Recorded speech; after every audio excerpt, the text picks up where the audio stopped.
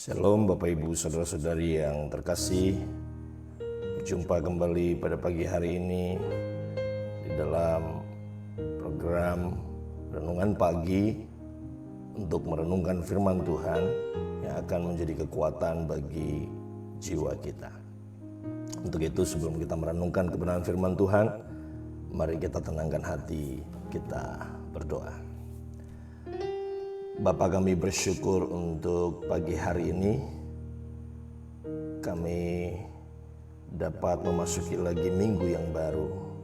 Pada hari Senin hari ini Tuhan, awal hari baru untuk kami bisa memulai lagi di sepanjang minggu ini setiap aktivitas kami.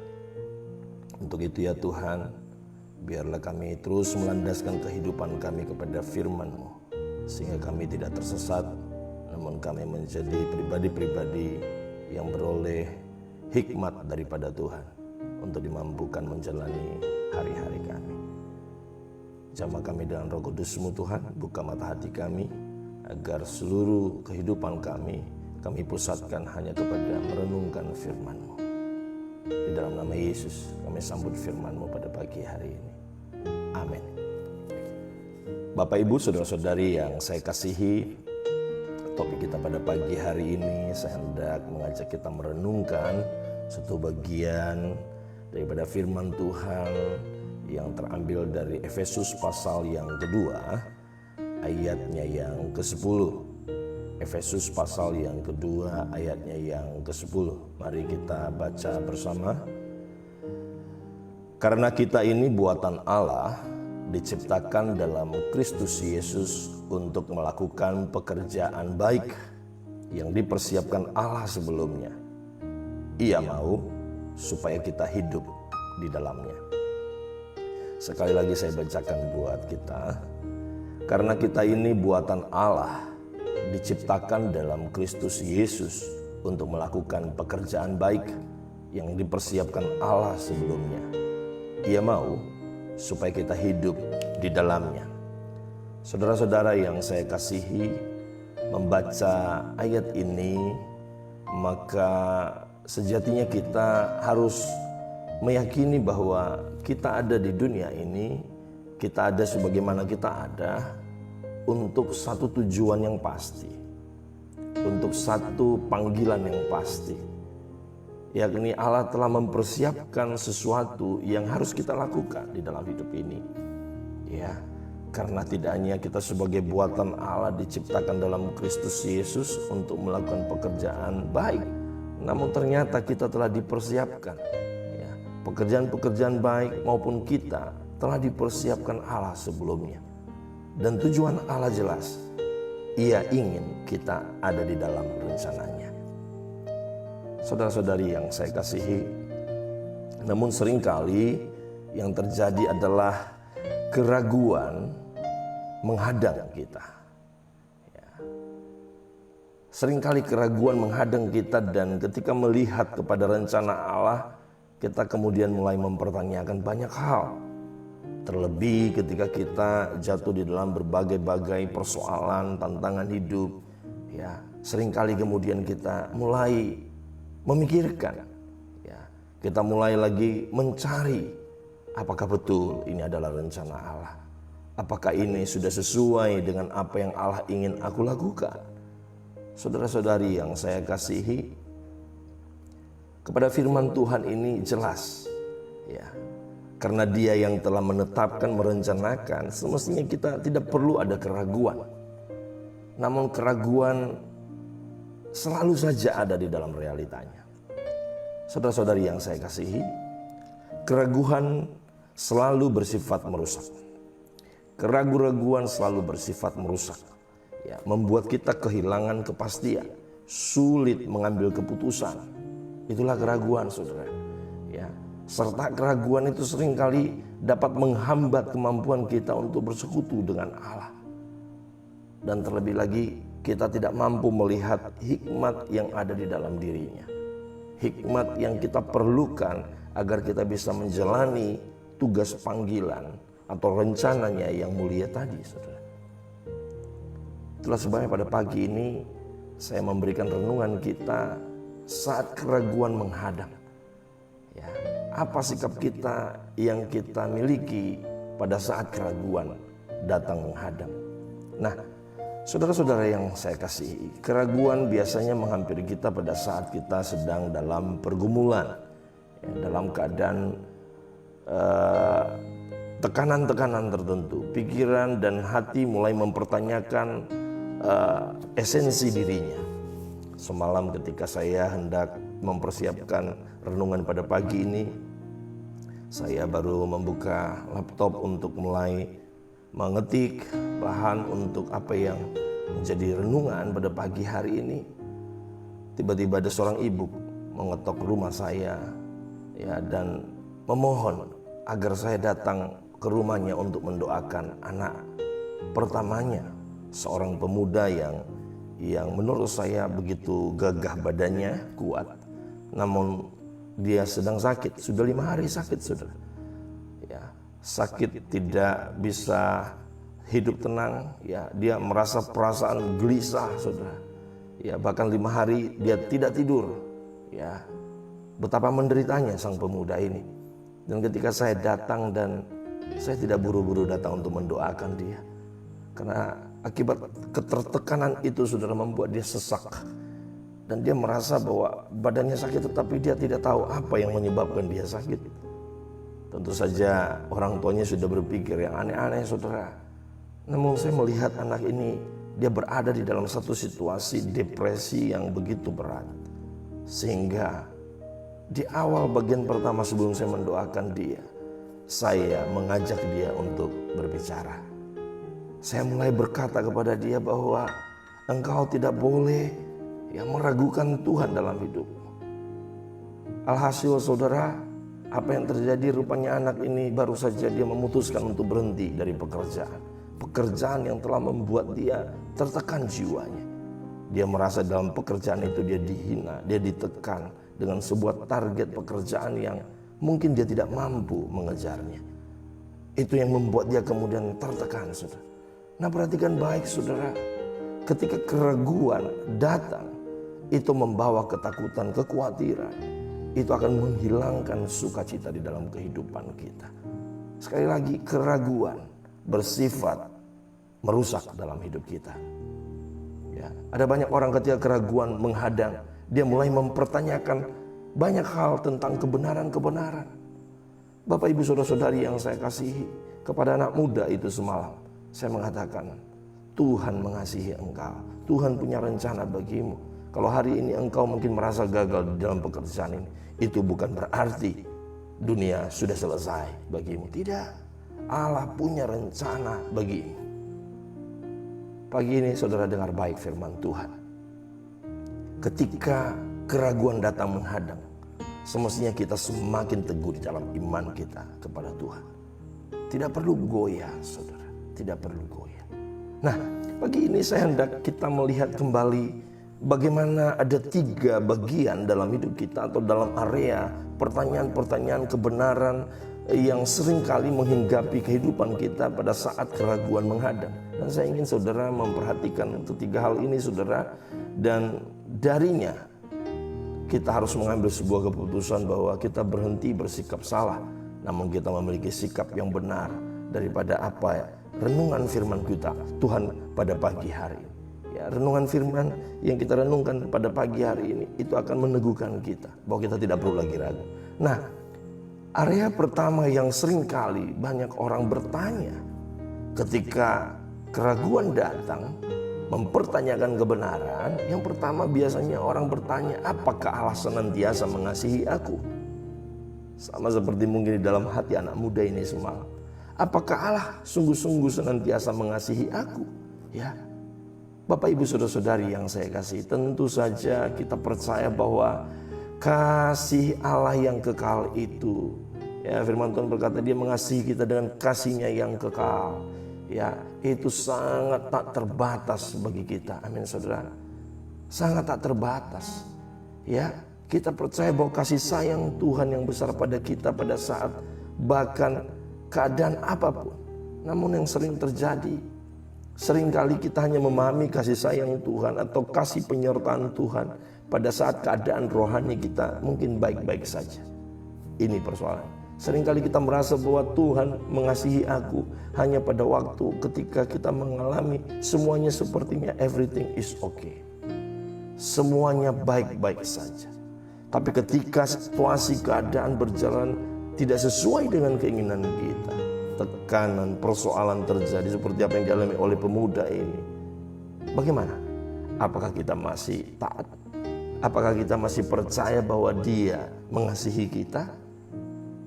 Bapak ibu saudara-saudari yang saya kasih, ini hal yang pertama. Seringkali orang bertanya ketika keraguan menghadang datang, saudara, apakah Allah mengasihi aku?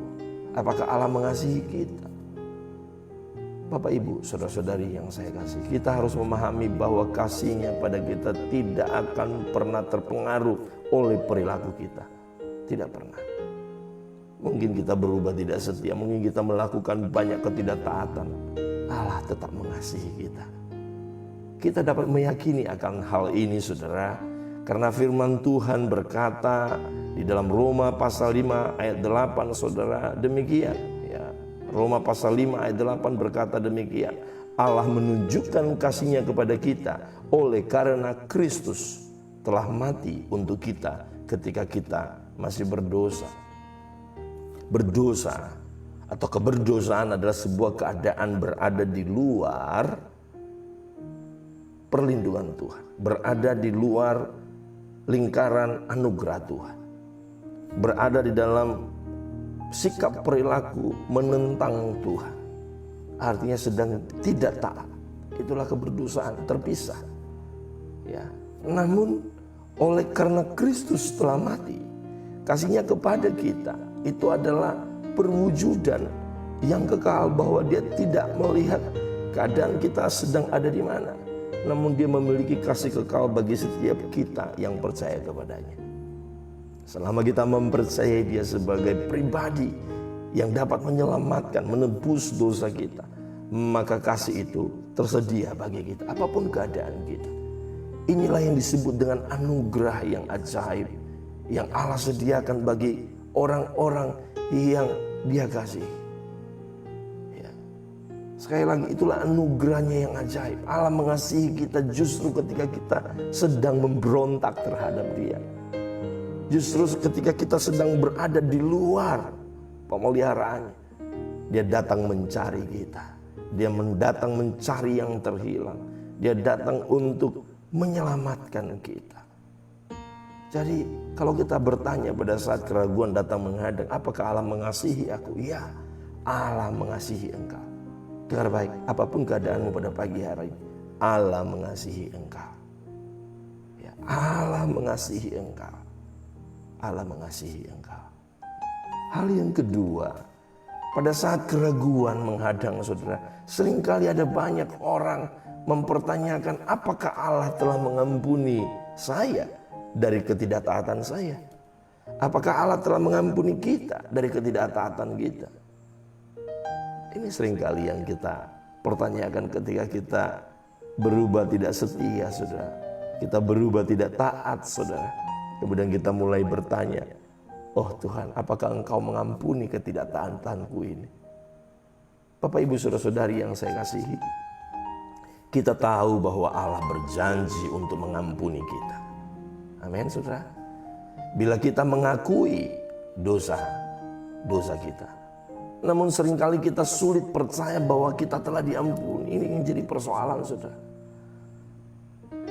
Seringkali iblis menggunakan ketidakpercayaan kita ini sebagai pintu masuk untuk merongrong kita, mengintimidasi kita, dengan mengatakan bahwa Allah belum mengampuni engkau, bahwa engkau adalah manusia yang berdosa, bahwa engkau tidak mungkin diampuni, dan seterusnya dan seterusnya. Ketika keraguan datang menghadap, iblis ada di garis depan untuk membuat iman kita goyah, saudara. Nah, pada pagi hari ini dengar baik, jangan pernah menggunakan perasaan saudara untuk memahami kebenaran ini. Apakah Allah telah mengampuni saya atau tidak dari semua ketidaktaatan saya? Jangan pernah pakai perasaan saudara-saudara. Seringkali kita menggunakan perasaan kita. Waduh, rasa-rasanya kayaknya Tuhan belum mengampuni saya. Bapak Ibu Saudara-saudari yang saya kasih, dengar firman Tuhan di dalam Mazmur pasal 103 ayat yang pertama berkata demikian, saudara. Ya, Mazmur pasal 103 ayat yang ke-12, maksud saya, saudara. Dia katakan demikian, sejauh timur dari barat, demikianlah dijauhkannya dari kita pelanggaran kita. Ya.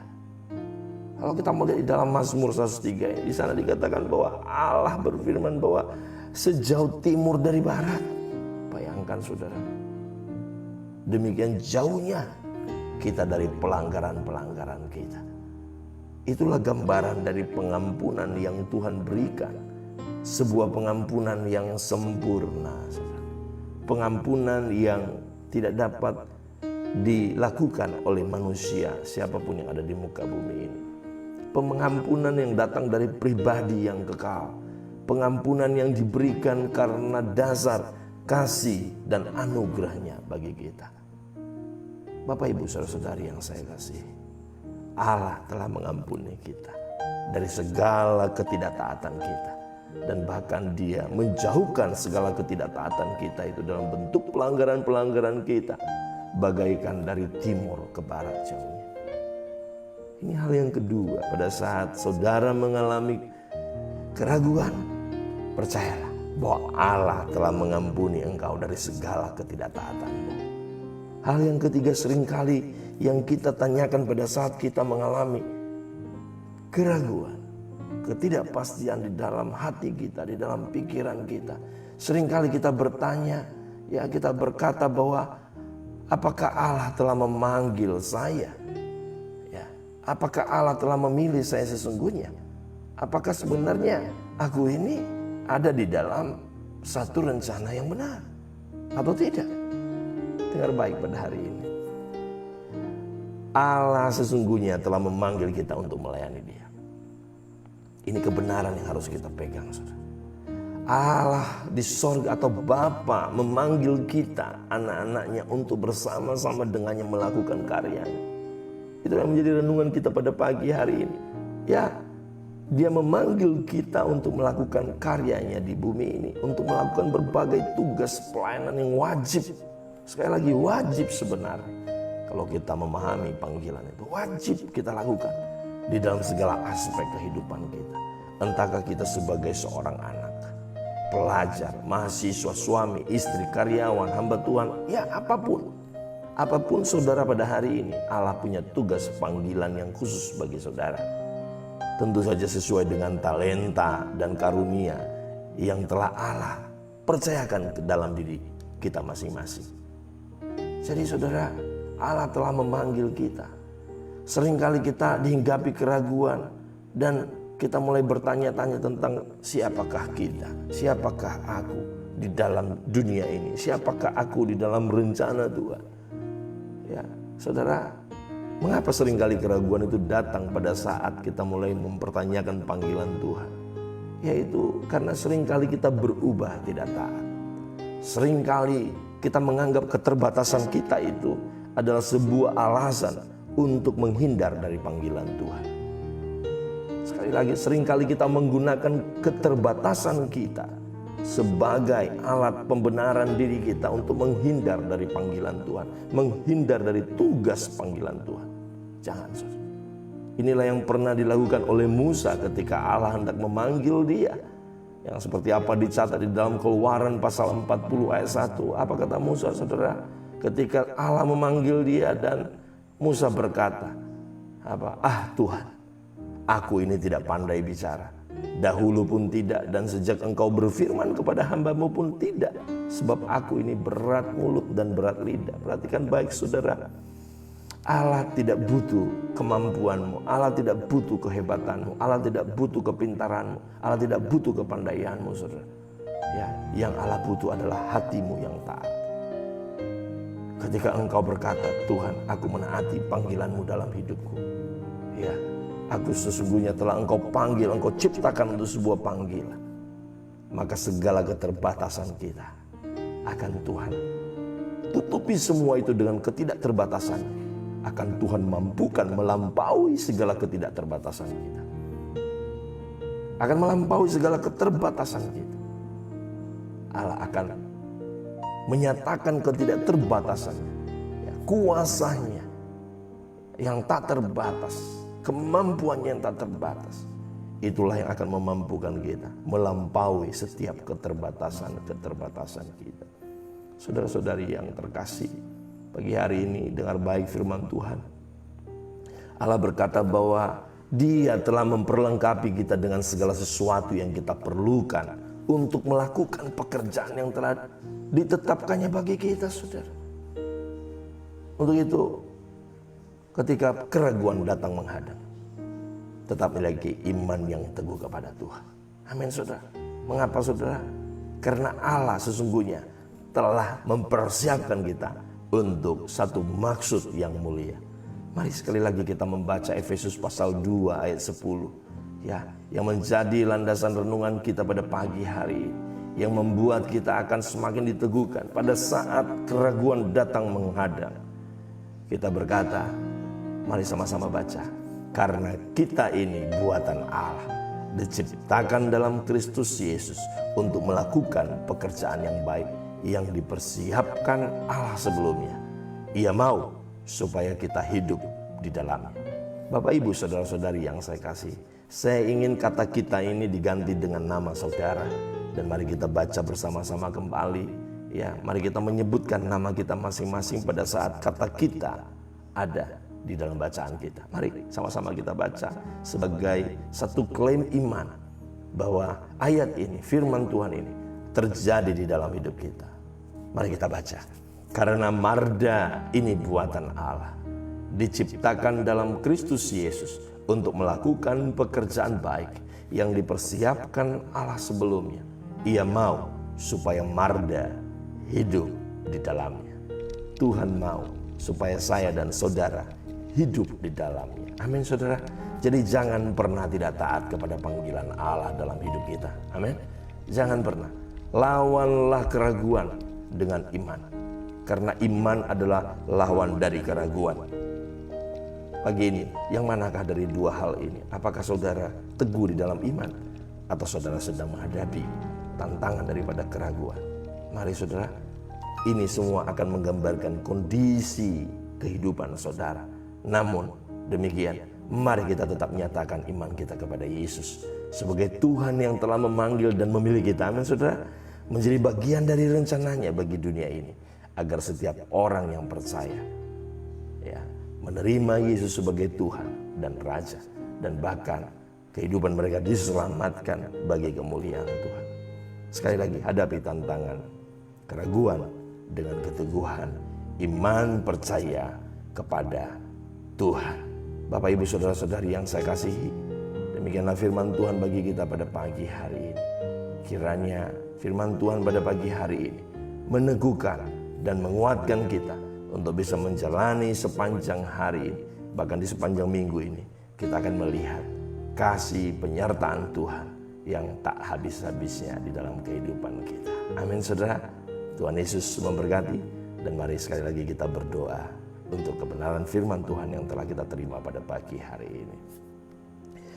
Terima kasih Bapa untuk firman-Mu yang telah meneguhkan kami bahwa kami adalah pribadi-pribadi yang Tuhan ciptakan, Tuhan persiapkan untuk satu maksud pekerjaan yang baik, untuk satu maksud yang mulia, tujuan yang mulia. Untuk itu ya Bapa, saat keraguan menghadang, kami akan berkata, iman kami tetap teguh kepada panggilan Tuhan. Kami tidak mau lagi mempertanyakan apakah Allah mengasihi kami pada saat kami datang, apakah Allah telah mengampuni kami. Yang kami mau yakini bahwa Allah telah memanggil kami untuk satu maksud yang mulia. Dan biarlah firman-Mu ini Tuhan yang terus meneguhkan dan menguatkan kami di dalam menjalani hari-hari kami. Terima kasih ya Tuhan. Berkati umat-Mu dimanapun mereka berada Tuhan. Engkau Allah yang menyertai kehidupan mereka. Biarlah kasih dan setia Tuhan ada di dalam kehidupan mereka di sepanjang hari ini, bahkan di sepanjang minggu ini. Berkat penyertaan dari Allah Bapa, cinta kasih daripada Yesus Kristus, bahkan tuntunan daripada Roh Kudus menyertai kehidupan umat-Mu sekalian. Di dalam nama Yesus Kristus kami berdoa dan mengucap syukur untuk firman-Mu pada pagi hari ini. Amin. Demikian renungan firman Tuhan bagi kita pada pagi hari ini. Kiranya Tuhan memberikan kita kasih dan setianya, penyertaannya melimpah di sepanjang hari ini. Tuhan Yesus memberkati. Shalom.